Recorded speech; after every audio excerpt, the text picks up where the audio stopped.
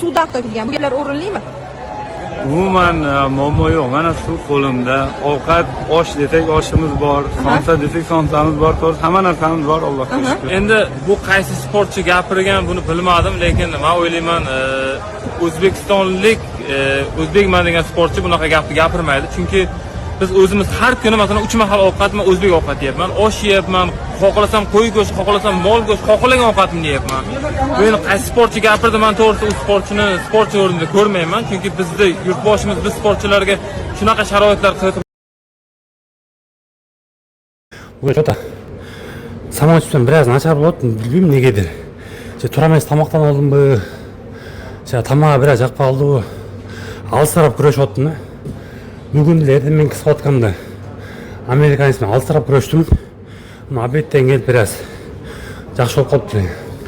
Самочувствие нормально ма? Ойлағам ғой, мен Египетте анда bir андай болшы, бір бүтпейді деп.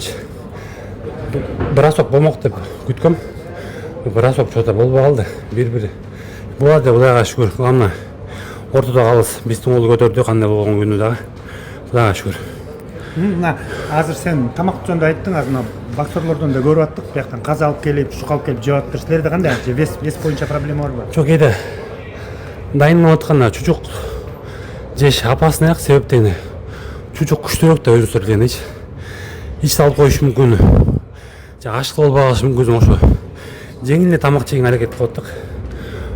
Балықтарын біраз тұрамайшы, білмеймін негізінен. Біраз тамаға шақ қалды.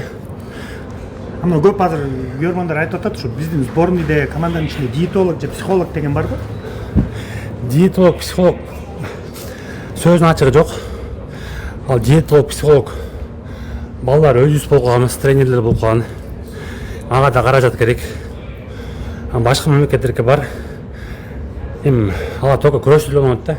Биз диетандагы, психологик настройдагы баардыгыбыз намаз окугандан кийин психологик жакпайттан biraz көп жакшыракпыз да. Анткени баардык нерсе Аллага таянып, утулсак да Аллага шүгүр. Значит, будан жакшысын кийинкисине берет деп өзүбүз